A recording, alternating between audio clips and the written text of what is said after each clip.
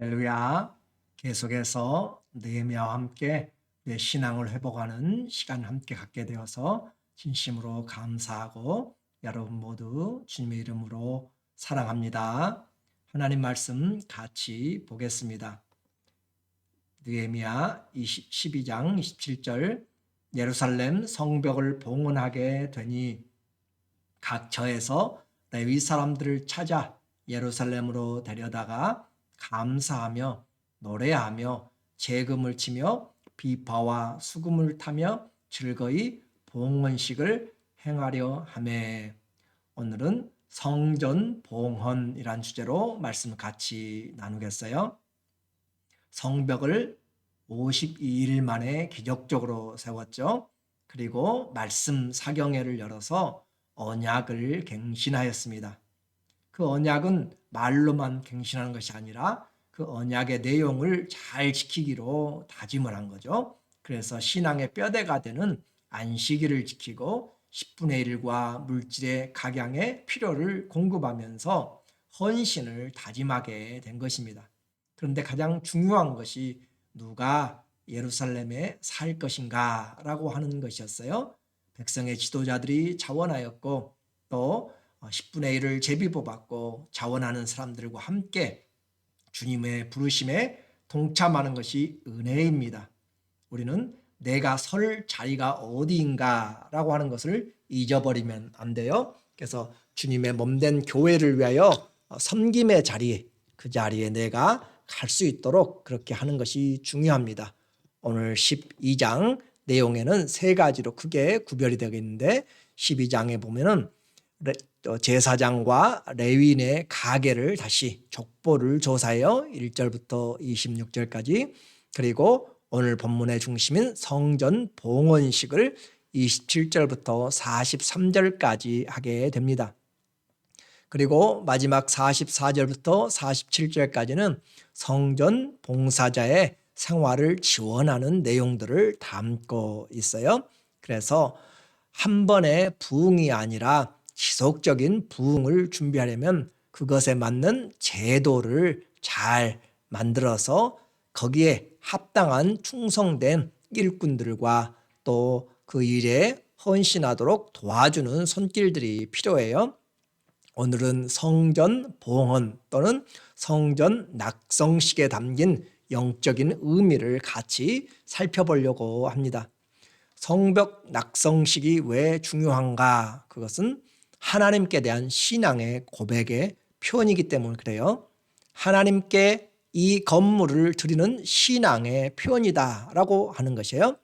집을 짓고 하나님 앞에 이것이 주님의 것입니다 라고 하는 것 중요한 것이죠. 이것은 우리가 이 세상에서 살아가는 모든 것이 하나님께로부터 왔음을 이야기하는 것입니다. 성벽 완성으로 그렇게 끝나는 것이 아닙니다. 그것은 참된 목적인 하나님의 영광을 위해서 주님이 시작하게 하셨고 주님이 지켜주셨고 주님이 마지막까지 해주셨음을 인정하면서 그 주님 앞에 감사하는 것이에요. 하나님의 영광을 기억하는 것입니다. 그래서 그 이름을 지키기 위해서 그들은 열심히 세웠고 이 모든 것이 누구의 도우심이에요? 하나님의 도우심이었습니다. 자, 우리에게 성전 봉헌을 통하여서 신앙의 고백이 나타난다고 그랬어요. 사역의 원리입니다. 우리의 모든 삶의 열매는 주님의 것입니다. 주님께 드려질 때 온전하게 목적이 달성될 수가 있어요. 그래서 이 성전 봉헌을 위하여서 낙성식을 위하여서 백성들이 준비를 온 백성들이 함께 합니다. 12장 27절 예루살렘 성벽을 봉헌하게 되니 봉헌하다 드린다라는 거잖아요. 각처에서 레위 사람들을 찾아 예루살렘으로 데려다가 감사하며 노래하며 재금을 치며 비파와 수금을 타며 즐거이 봉헌식을 행하려 하매.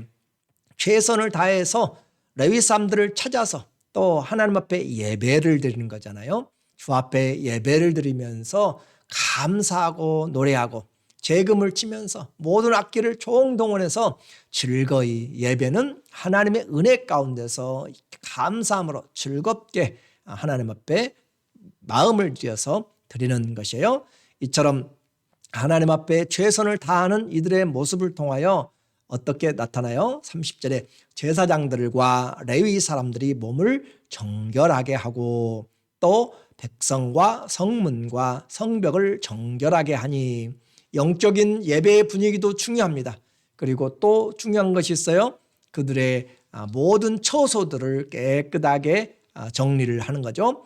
몸을 정결하게 하고 백성들과 성문과 성벽을 정결하게 한다. 성도는 죄를 청산하고 새롭게 함으로 참된 예배를 드릴 수가 있습니다. 그래서 우리의 신앙도 하나님 앞에, 크리스찬들은 더러움이나 그런 삶에 대해서 익숙해지면 안 돼요. 하나님 앞에 성문과 성벽을 정결하게 하다. 우리의 삶을 죄뿐만 아니라 생활의 모든 면에서도 우리는 주님 앞에 정결한 빛과 소금의 역할들을 생각을 해야 됩니다. 이것이 신앙 고백의 표현이라고 했어요. 예루살렘 거민뿐만이 아니라 하나님의 이 도우심이 없이는 아무것도 할 수 없었기 때문에 예루살렘의 거민들이 지킬 수 있는 것이 아니고 하나님이 도와주셔야만 지킬 수 있다. 이것이 신앙의 고백의 표현으로 성벽이 하나님의 것입니다. 주님이 지켜주세요 라고 하는 것이죠.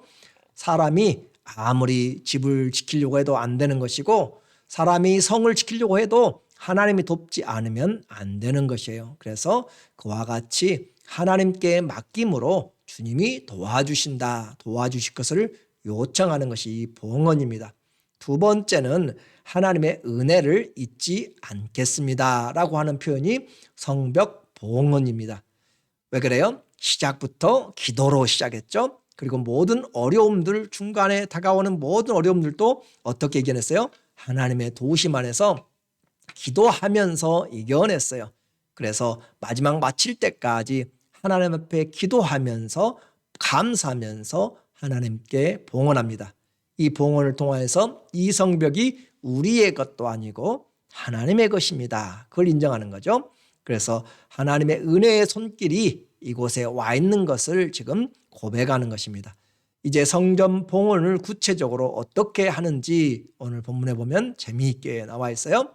그들이 두 방향으로 나가게 됩니다. 찬양대에 찬양대를 각기 앞세우고 골짜기 문에서 시작해서 느헤미야는 위쪽으로 올라가서 저 양의 문 쪽으로, 그리고 성전으로 나가고, 또 에스라는 골짜기 문에서 시작해서 아래로, 그리고 오른쪽으로 해서 위로 올라가서 만나게 됩니다. 그러니까 양쪽에서 출발하여서 성전에서 만나게 되는 것이죠. 이와 같은 것은 31절에 이에 내가 유다의 방백들을 성벽 위에 오르게 하고, 성벽이라고 하니까 그냥 성만 쌓는 것이 아니라 성 위에 다닐 수 있는 사람들이, 군인들이 그 성을 보존하고 싸울 수 있도록 그렇게 하는 폭이 있어요. 바벨론이나 아수르, 니느웨 같은 성에는 이 성 위에가 마차가 동시에 3대가 다닐 정도로 넓다라고, 그런 철옹성이라는 표현을 하게 된 것이 바로 성 위로 다니는 것이잖아요. 그만큼 성이 두껍고 튼튼하다라고 하는 거죠. 그래서 성 위로, 성벽 위로 오르게 하고, 또 감사 찬송하는 자의 큰 무리를 둘로 나누어 성벽 위로 대오를 지어가게 하였는데, 한 무리는 오른쪽으로 분문을 향하여 가게 하니, 이 사람이 오른쪽으로 분문을 향해서 가는 사람이 에스라였고, 네가는 느헤미야가 이제 위쪽으로 올라가게 돼요. 그래서 36절에 그의 형제들인 스마야와 아사렐과 밀랄레와 길랄레와 마에와 느달레와 유다와 하나니라.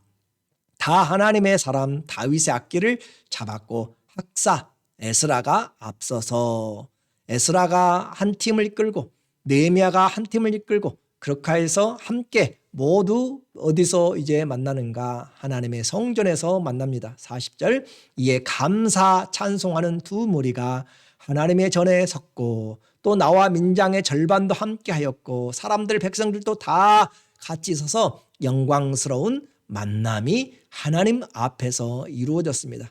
결국 이 성벽은 하나님의 것이고 하나님의 도우심으로 완성되었고 또 하나님이 지켜주셔야만 됩니다 라고 하는 표현이죠. 오늘 우리는 이 내용을 통하여서 하나님께 크게 이들이 감사하고 찬양하고 얼마나 어려웠어요.